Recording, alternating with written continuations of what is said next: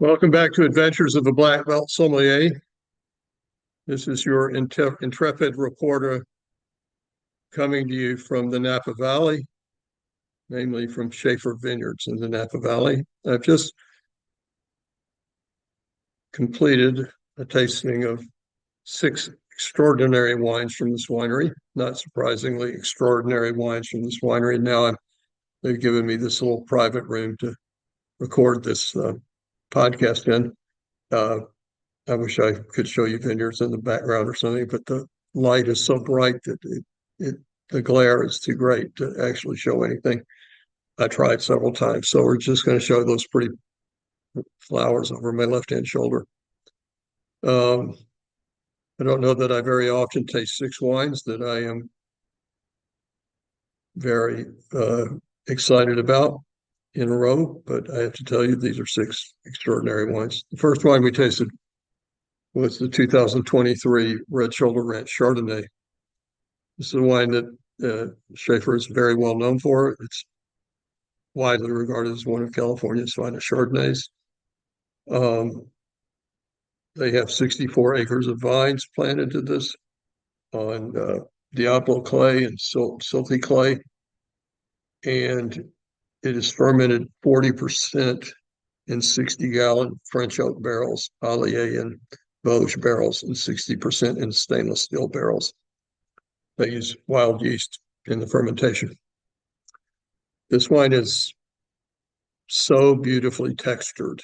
It is so rich on the palate. In spite of that high concentration of new oak, it doesn't come across as being overly oaky. It comes across as being beautifully textured and polished and full-bodied and really, beautiful aromas and flavors of ripe pears or even overripe pears and overripe apples, almost macerated apples and pears. There is this wonderful mouthfeel, what the French call peacock's tail, where the flavor opens up in your mouth like a peacock's tail opens up when it's excited. It's youthful. It's delicious, but it's youthful. Ideally, I'd say to drink it in maybe 4 years over the next 10 years. Honestly, California Chardonnay doesn't get a whole lot better than this. We mentioned in the tasting Dumal, Kongsgaard, and Marcassin, but this is extraordinary California Chardonnay. It's delightful. If you pressed me to give it some points, I'd easily give it 94. And my points are pretty conservative. The next time we tasted was the TD9 Cabernet Sauvignon, which is intended to honor the spirit of the founder, John Shafer. The first vehicle he drove on the property after he bought it was a TD9 Harvester tractor. So this is an homage to him. It's grown on volcanic and silty loam. There's some Merlot, Malbec, and Petit Verdot. By the way, they now have a small vineyard of Malbec that is not old enough to make wine from, but they will be in the future. And it spends 20 months in 100% new oak, 60-gallon new oak barrels, Allier and Trancé barrels. This is a fantastic, very classic Napa Valley Cabernet Sauvignon, Valley Floor Cabernet Sauvignon. Well, it's not really Valley Floor, but it's not up in the mountains either. And it has everything you want. It's got dark blackberry, blackcurrant fruit. The oak is there, but it's not an overwhelming characteristic in the wine. It's an underpinning to the wine. It gives the wine heft and importance and kind of a profound nature to the wine. It's very full-bodied.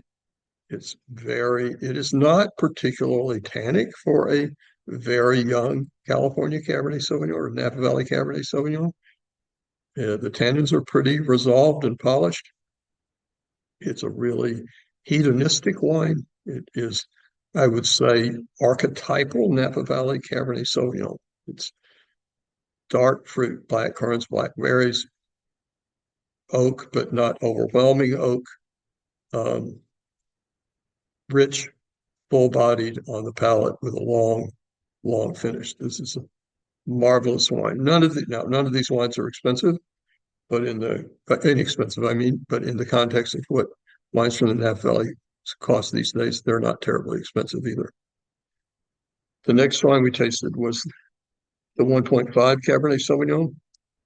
This is grown on volcanic soil. It has a little Petit Verdot Malbec and sometimes Merlot in it. In this vintage, he said he did have some Merlot, and it's been 20 months in 100% new 60-gallon French oak barrels, also Allier and Francais. Um, it's just kind of the TD9 a step up on steroids. It's everything the TD9 is, but more, more full bodied, more powerful, more dense, more dark, richer, longer finish, longer aging curve. Beautiful, beautiful wine. Uh, all of these wines are very well worth searching for. They are, and honestly, they're pretty widely available. They're not impossible to find, like a lot of the wines I talk about. This is, I think, the 1.5 is an extraordinary wine, um, and it's a 2022. So both these wines, the TD9 and the 1.5 are 2022, so they're very young. Where the TD9, I think, is fairly resolved and pretty drinkable right now, but with a long future ahead of it. The 1.5, I would give it 4 or 5 more years and then drink it over the 10 years, 10 to 15, 20 years after that. If in a cool wine cellar, and if you have a palate that enjoys more mature wines, then even beyond that. The next wine we tasted is a wine that Shafer is very famous for, the Relentless Syrah. It was the 2021 vintage, which in this vintage, it's 95% Syrah and 5% Petit Syrah. In 2008, the 2008 vintage of this wine was the Wine Spectator Wine of the Year, which made it very famous. It's an homage to their winemaker, Elias, his relentless pursuit of perfection in the wines. It was meant to honor that, and it does. Um, I have a hard time really equating it to anything because it doesn't taste like an Hermitage or Côte Rôtie at all. But it only has 5% Petit Syrah, so it's almost 100% Syrah, but it doesn't really taste like those at all. It doesn't taste anything like Australian Shiraz. Um, it just is what it is, which is the best thing a wine can be. Um, I think in blind tasting, I know this wine usually because it is so itself. And itself is really great. Um, I've tasted the 2008 a few times. I think this wine's as good as the 2008. I don't think it'll win the Wine Spectator Wine of the Year, but I think it is as good as the wine that did. And I would say ideal drinking for this wine would be 2007 to, I don't know, 2017. I'm sorry, 2027 to 2037. It's marvelous, marvelous wine. I mentioned that I recently made a duck confit on a mousse of cauliflower with the green peppercorn sauce. This wine would be absolutely fabulous, would have been absolutely fabulous with that dish. Maybe I can find a restaurant with it on their menu tonight. Next is the very famous, one of California's finest red wines, the Hillside Select Cabernet Sauvignon. They poured me the 2018 and then 2009. I'm sorry, 1999. I defied them and tasted the 1999 first, because I don't think that if I tasted them in the reverse order, it would have been fair to the 1999. The 1999 is fully mature. It is not maturing. It is fully mature with a long life ahead of it. It is everything you want 15-year-old Napa Valley Cabernet to be. It is marvelous. Um, if you have some, I'm proud of you. You're very lucky because it is fabulous. Um, and man, what wine? It's just, for me, 96 points easily. Um, with everything that comes with mature red wine. You know, one of the reasons that wine should be expensive is because it is capable of improving with time in the barrel in the bottle. If it's not capable of improving with time in the bottle, it shouldn't cost very much. So when you find a wine like this that at 15 years old is just kind of entering its heyday, that's very special indeed. Hillside Select is not inexpensive. It's an expensive wine. But in the context of what the top Napa Valley Cabernets sell for today, like Screaming Eagle and Colgan and Ghost, those wines, that this is a fraction the cost of, let's just say money well spent. Then I tasted the 2018 Hillside Select. Of course, 18 is a great vintage.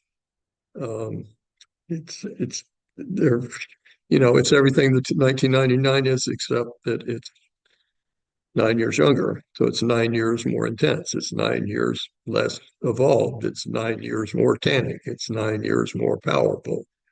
It's not mature. It's rambunctious. It's a teenager causing all kinds of chaos, and what this wine is. But if you give it time to grow up, it's going to be something really, really, really memorable. So that's my report from Shafer Vineyards. It's an absolutely magnificent day here.